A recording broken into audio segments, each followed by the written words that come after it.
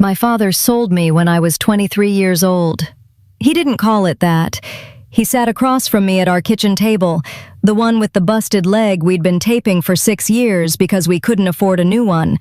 And he told me a wealthy man wanted to marry me, that every dollar of debt destroying our family would vanish if I said yes. He said it the way you suggest a different route home. I said yes, because I was 23, because I still believed my father was the kind of man who would not let something catastrophic happen to his daughter with his full awareness and cooperation. I want to tell you I figured it out fast. I want to tell you I was sharp enough to see it coming. I wasn't. It took me 2 full years to find out the debt was fake, that it had been engineered, carefully, patiently, over 18 months, by the exact man who then arrived to rescue us from it, that the wedding was a weapon inside a 30-year war, that the man I married had known my mother's name decades before he ever bothered to learn mine, and that my father, walked me straight into every single piece of it with his eyes completely open. I was never a bride. I was a final move. I found that out the hard way, and this is exactly how it happened. My family had the kind of poverty that wears a clean shirt, house, dinner table, functional car, fine from the outside. But if you knew where to look, my mother counting change in grocery store parking lots, my father going quiet every time the phone rang after 7 in the evening, full conversations evaporating the second I walked into a room, you could feel the rot underneath. His name was Daniel Carter, my father. He ran a small contracting business that had been bleeding slowly for years. Bad contracts, bad partners, loans stacked on top of loans the way mold builds behind a wall, invisible until the whole thing collapses. My mother died when I was 19, breast cancer, fast. After she was gone, something in my father just switched off. He worked, he borrowed, he aged faster than men his age usually do. He stopped looking people in the eye the same way. I was waitressing and picking up retail shifts, doing what I could. He hid the real numbers from me. I thought he was being private. I thought he was protecting me. He wasn't. He was protecting himself from having to say it out loud. While I was working doubles, he was already in negotiation. Victor Hale called ahead. He asked to come to our house. Not a restaurant, our house. That alone was wrong. A man of his stature choosing to see how we lived, and some part of me registered it. I didn't listen to that part. He arrived wearing a charcoal coat I looked up afterward out of pure sick curiosity. $4,000. He was 61, silver-haired, the posture of someone who has not been told no so many times that the experience has lost all meaning. The first thing I noticed, he wasn't surprised by anything. Not the taped table leg, not the outdated appliances, not me in a sweater 2 years old and slightly too tight across the shoulders. He looked around our house with the calm, unhurried recognition of someone who had already seen photographs. The second thing, he asked about my life, my studies, where I imagined myself in 5 years, and he nodded at my answers not with curiosity, but with confirmation, like I was verifying things he'd already researched. He knew I'd dropped out of my 2nd year. He knew which retail chain I'd picked up shifts at. He said the name once, casually, then moved on. I almost didn't catch it. I caught it. That should have been enough. It wasn't. He made the offer quietly, almost gently. He said he admired our family. He said he'd been aware of our situation for some time. Our situation, spoken like a weather phenomenon, impersonal and clinical. He said he was at a stage in life where he wanted a partner, someone real, someone grounded. Not from his world. He looked at me when he said that, directly, steadily, like he was checking a box he'd been waiting a long time to check. He said if I agreed to marry him, every debt attached to the Carter name would disappear. Mortgages, personal loans, the other things my father owed to people who were not banks. All of it. Gone. He delivered this without drama, without urgency. The way you present something you already know will be accepted because you have already done the math. I looked at my father. My father was looking at the table. That was the first moment something cold moved through me. It didn't leave for 2 years. After Victor left, I sat across from my father and waited for him to tell me this was insane. He said, "He's a serious man, respectful." I said, "He's 61. He said, "He can take care of you." I turned those words over and tasted what they actually were. Not love, not protection, transfer of liability. A man moving a problem from one column to another and calling it fatherhood. I cried. He didn't. He sat with his hands folded on that busted table and explained, calmly, carefully, that the bank was moving on the house, that there were people, not banks, he owed money to, that Victor had approached him with this arrangement and that he genuinely believed, it was the right thing to at least present to me. The right thing to present. I said, "Dad, he is buying me." He flinched, once. Then he straightened and said, "That's not what this is. Here is what you need to understand, because this is the part that still makes me feel physically sick. He was not lying exactly. He was doing something worse. He was selecting the framing that allowed him to live with himself. He needed it to not be selling, so he decided it wasn't. And once he'd made that private decision, nothing I said could reach him anymore. He had built his conscience a shelter, and he was going to stay inside it. He told me I'd be set for life. He said I'd never have to worry. He said it like financial security was the full definition of parental duty, like he had done the math on what a daughter is owed and decided the absence of poverty was close enough. I waited 3 weeks for him to come back with a different answer. He didn't. He called twice during those 3 weeks. Both times he needed to know if I was thinking it over. Not, "Are you okay?" Not, "I'm not sure about this." Just, "Are you still considering it?" The second call I heard it. The hope in his voice. The fragile, desperate hope that I would say yes so he could exhale. I said yes to Victor Hale. The look on my father's face when I told him was not grief. It was not anguish. It was relief. The specific, unmistakable relief of a man setting something heavy down after carrying it a long time. His shoulders dropped. The lines around his eyes softened. He reached out and touched my hand and said, "You're going to be okay." He said it for himself, not for me. He needed the sentence to be true so he could stop feeling what he was feeling. I have not been able to forget that look since. The apartment was on the 38th floor, floor-to-ceiling windows, city below, pale and permanent. The lobby concierge learned my name the first week and used it with a particular kind of smile, not warm, managed, the kind of smile that says, "I know exactly what arrangement produced you, and I will treat you accordingly." The closet was already full when I arrived, my size, his taste, selected before I'd walked through the door, by a stylist, an assistant, someone I was never introduced to. Cashmere, silk, pieces with the tags already removed, because the price was not something I was meant to think about. The message was, "This is simply what you wear now. There is nothing to decide." Jewelry was laid out on the bathroom vanity, tasteful, understated. The kind of understated that costs more than flashy and says so quietly to the people who can read it. Victor explained nothing. He never presented any of this as a choice. The wardrobe was simply there. The schedule was simply what it was. The driver was simply who took me places. Information arrived as established fact. I had a hair appointment on Thursday. I was needed at a donor dinner Friday. We were expected at the Aldridge Foundation Gala the following Saturday. I asked, once, how far in advance these things were scheduled. Victor looked up from his desk and said, "Well in advance." He was never cruel. That is the thing people don't understand about men like him. He didn't need to be. His control was a perfectly maintained social structure. It didn't look like control from the outside. It looked like a well-organized life. The dinners were where I understood my function most clearly.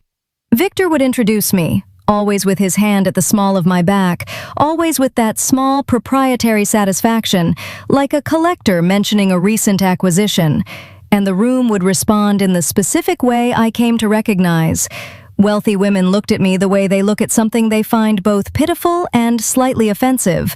Not hostile. Worse. Assessing. Like I was a purchase that revealed more about Victor's tastes than he might have intended. The men glanced, understood instantly, and looked away. No judgment, just recognition. The arrangement was entirely legible to everyone in those rooms. I was the only one who had taken this long to read it. At one fundraiser, an older woman whose husband sat on 3 boards asked me how Victor and I had met. I started to answer. She was already looking past me before I finished the sentence. Victor corrected me in public exactly twice, both times so quietly that no one nearby could have identified it as a correction. A hand on my arm, a nearly imperceptible pressure, a word or two.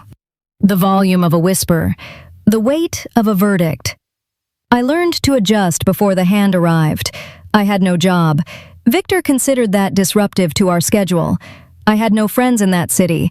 The friends I'd had before the marriage lived in a world that no longer quite matched the one I'd been transplanted into, and Victor found reasons, polite and consistent reasons, why those visits were always inconveniently timed. I had a phone on his account, a driver who noted my destinations without being asked, staff who knew my weekly schedule before I did, and every Sunday my father called. And every Sunday he needed me to say I was fine. Not asked, needed. He required it. He would stay on the phone making small talk until I said the word, and then the conversation could end, and he could sleep without the grinding discomfort of thinking too hard about what he'd agreed to. I said fine. 52 Sundays. Fine, fine, fine. But underneath the word, I was watching, cataloging, because something kept snagging on the same questions. Victor had known too much before he arrived that first night. He treated my compliance like a foregone conclusion, and sometimes, in the middle of a dinner or across the apartment in the morning, when he looked at me directly, it didn't feel like he was seeing me. It felt like he was seeing someone else. 4 months in, Saturday morning, Victor on a call in his study, door open 3 inches. I wasn't listening. I was walking past. I heard, "You don't get to ask me for anything else, Daniel.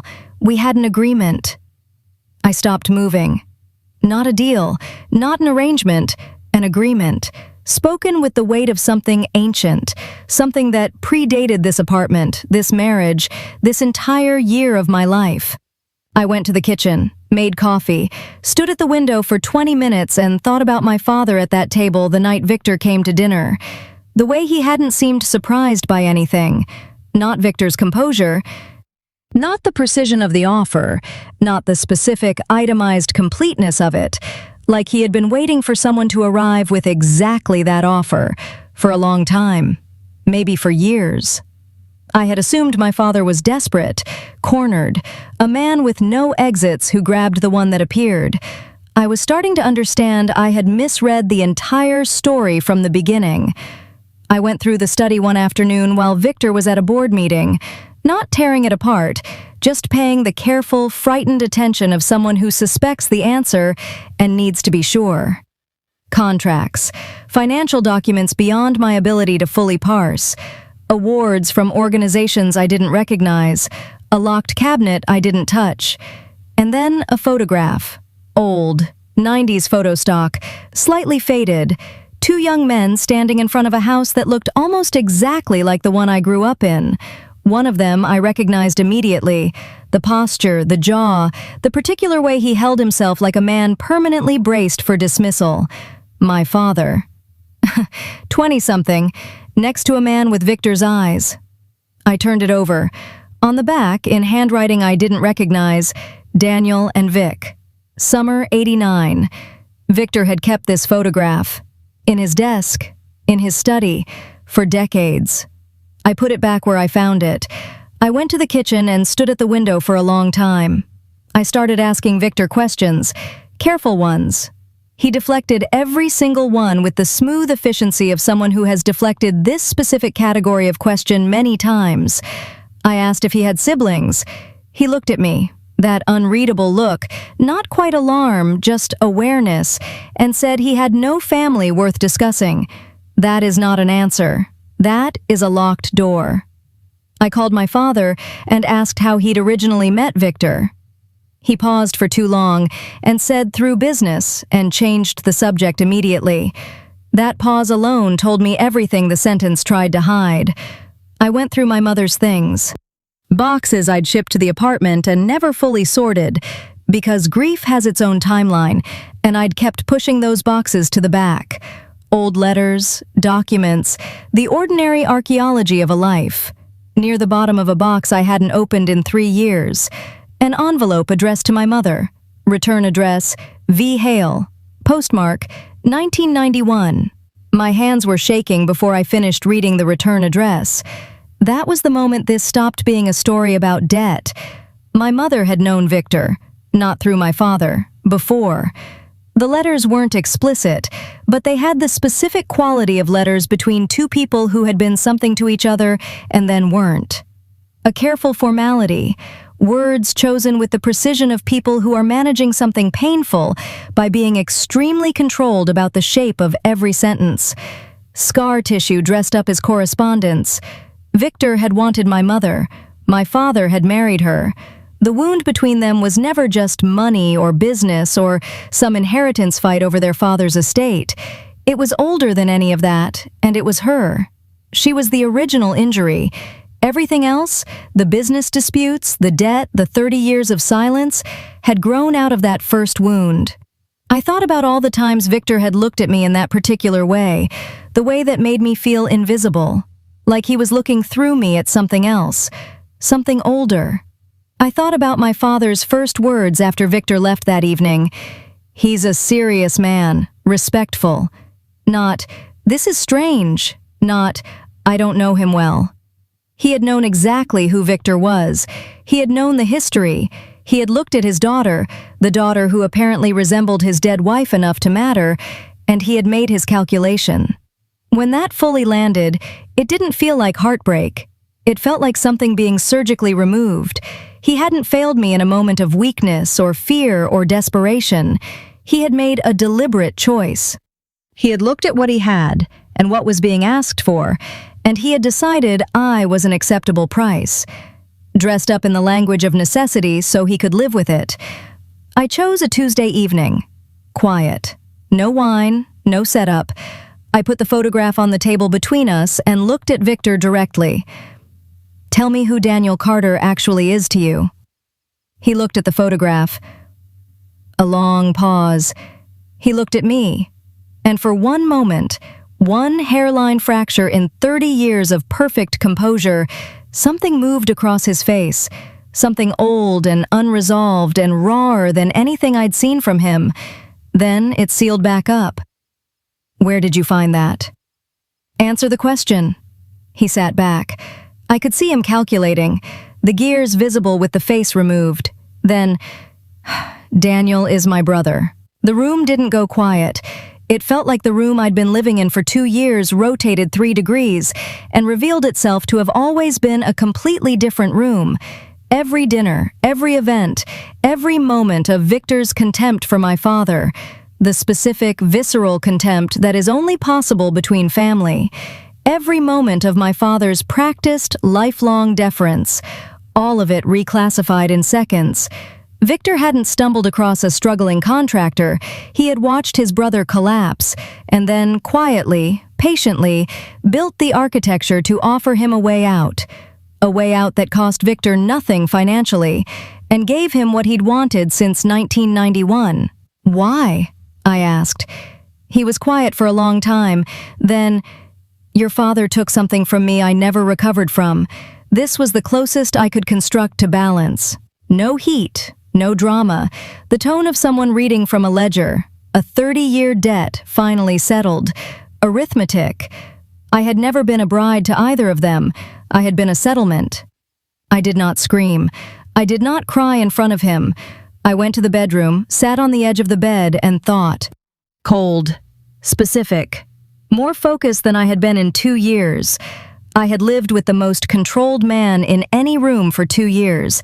I had watched how he built power, how he maintained it, how he used image and access and the architecture of respectability as a weapon.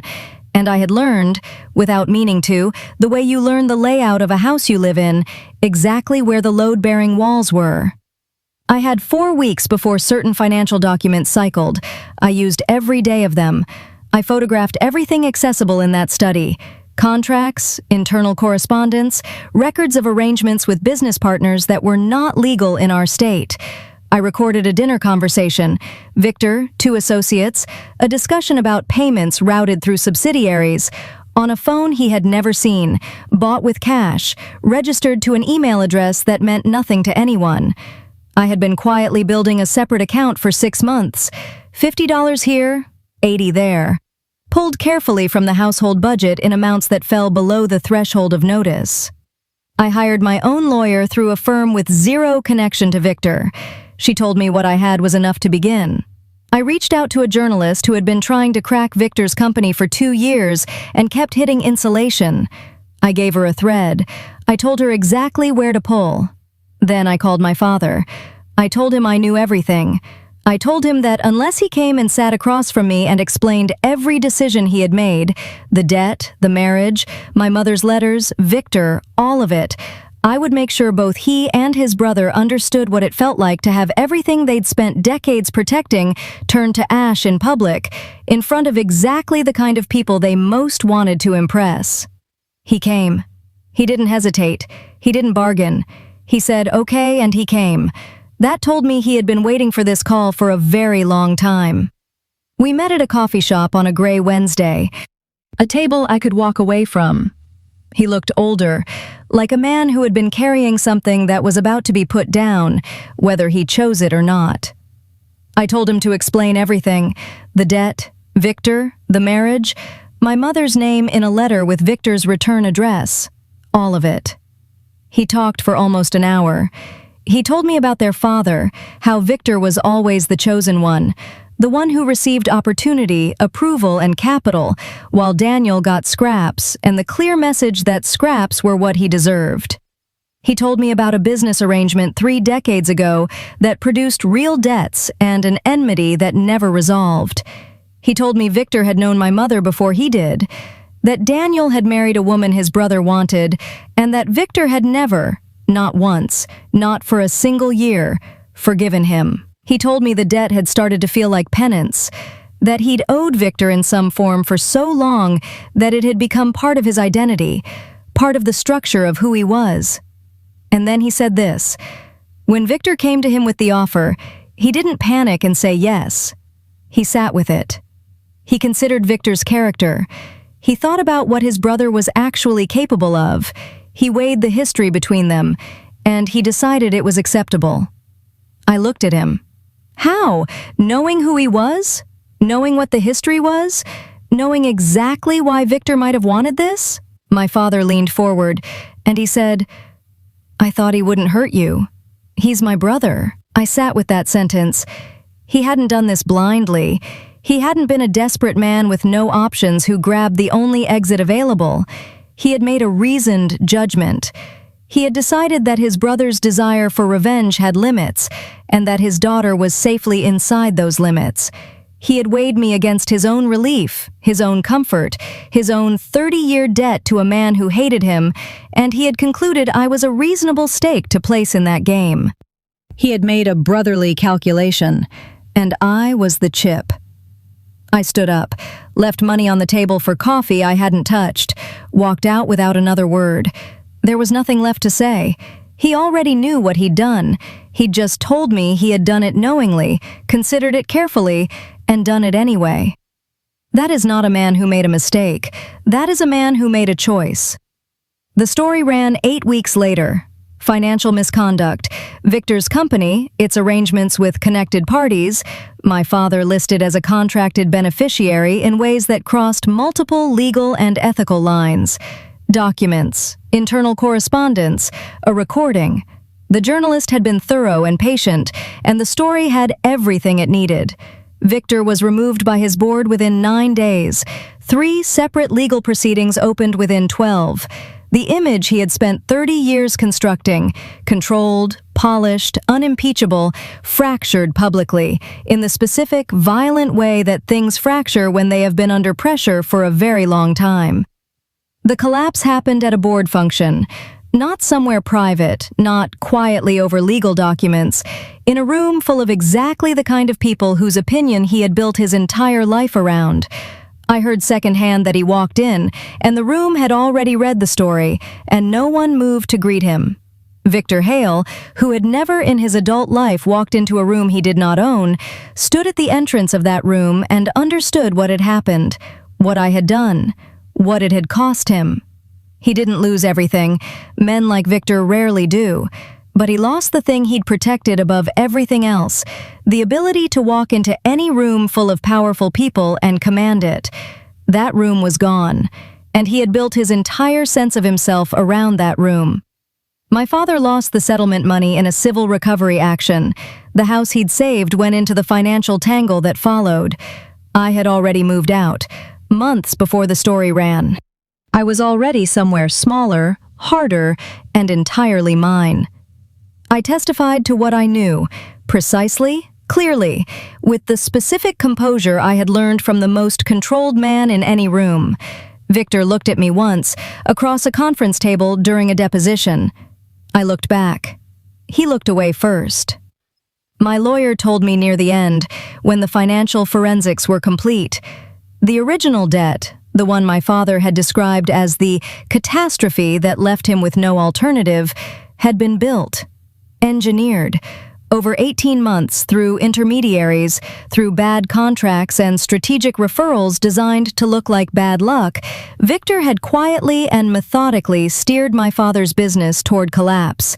He had manufactured the crisis. Then he had arrived at our door with the solution. My father had not come to Victor in desperation. Victor had made him desperate, deliberately, patiently, across a year and a half. When I told my father, the look on his face was the most broken thing I have ever seen in a human being, and I believed it. That piece, the engineering, the manufacturing of the ruin, he genuinely had not known. Victor had used him too, as a mechanism, a lever, a thing to be bent until it produced the specific outcome Victor had wanted since 1991. Both of them believed they were in control. Neither of them was. And here is what I need you to understand, because I've seen how people respond to the engineering revelation, and I need to be precise. The manufactured debt makes Victor more monstrous. It does not make my father less guilty. Daniel Carter knew who Victor was. He knew the history. He knew the wound. He sat with Victor's offer for weeks, considered his brother's character, thought about what a man with 30 years of unresolved hatred might actually want, and he still handed me over. He made a careful, reasoned decision and hid it behind the word necessity. The engineering didn't surprise him into it. It constructed the situation. My father constructed the excuse. Victor spent 30 years building one machine, designed to produce one outcome. Daniel Carter brought to his knees, in debt, forced to surrender something he loved, something that would hurt the way losing my mother had hurt Victor. My mother was the beginning. I was meant to be the end. Two brothers at war since before I was born. A war over inheritance, over a woman, over the kind of old family poison that never leaves the blood, no matter how many years you put between yourself and it. And me? I was the instrument, the final move, the thing neither of them ever fully saw as a person. My father still calls. He still uses the word family like it's supposed to mean something. He says he thought he was protecting me. He says he had no idea how deep the engineering went. He says Victor deceived them both. Maybe some of that is even true, but he also sat at that busted kitchen table and made his calculation, and his calculation included me. And when I told him yes, his face went slack with relief before I'd finished the sentence. A man protecting his daughter does not look like that. I don't answer the calls. Not yet. Maybe not ever.